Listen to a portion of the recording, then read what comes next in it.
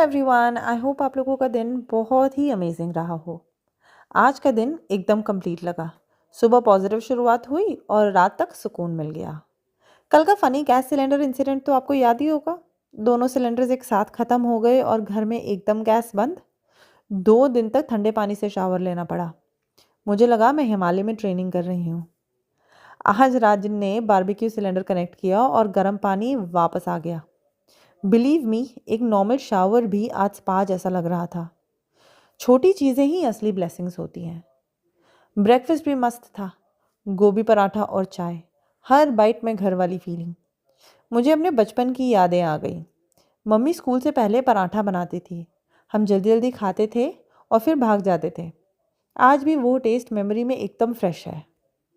फिर ऑफिस का दिन बिजी था लेकिन बहुत प्रोडक्टिव। एक एक टास्क टिक करना और एंड में सेटिस्फैक्शन फील करना, उसकी अपनी ही खुशी होती है। मुझे फिर से रियलाइज़ हुआ कि प्रोक्रेस्टिनेशन से काम डबल हो जाता है। लास्ट वीक बर्थडे वीक था। मैंने मस्ती की, डिले हुआ, अब इस वीक डबल काम निकला। लेकिन आज बैलेंस फील हुआ। शाम को राजन हेयर कट करा के घर आए। स्मार्ट तो लग रहे थे लेकिन उसे भूख बहुत लगी थी। डिनर रेडी नहीं था तो उसने कल गणेश टेम्पल से मिले टैमरिंड राइस प्रसाद निकाला और खा लिया। पहली बार ट्राई किया और उसे बहुत पसंद आया। मुझे अपने वाइज़ेक के दिनों की याद आ गई। वहाँ टेम्पल में लेमन राइस या टैमरिंड राइस प्रसाद मिलता था। फूड की एक बाइट पूरी यादों का दरवाज़ा खोल देती है। डिनर के लिए मैंने बनाए शिमला मिर्च आलू, मेरी फेवरेट डिश। राजन की नहीं, लेकिन लास्ट वीक क्योंकि उनके फेवरेट डिशेस बने थे तो आज मेरी टर्न थी।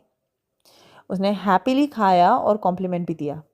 शादी और पार्टनरशिप वही है, एक दूसरे की पसंद को स्पेस देना। कुकिंग के साथ साथ मैं क्लीनिंग भी करती रही।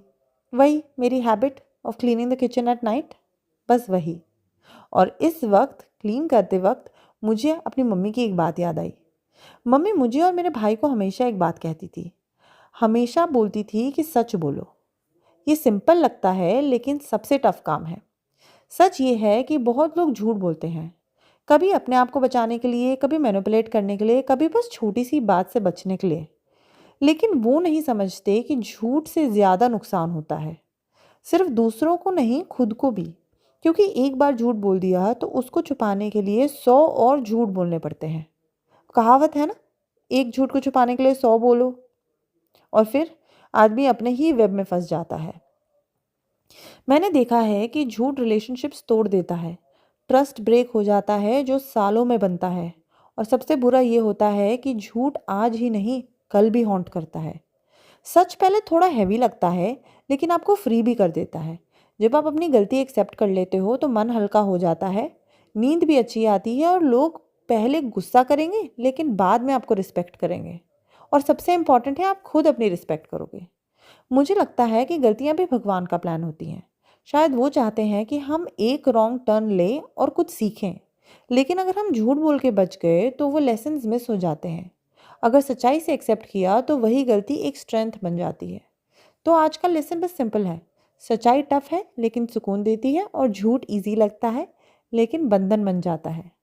तो मेरा आज का दिन बस ऐसा ही निकला। गरम पानी, गोभी पराठे, productive office, tamarind rice, Shimla मिर्च आलू, और सच्चाई हमेशा बेटर है। Thank you for watching my video. I hope you liked it. Samba Sadashiv.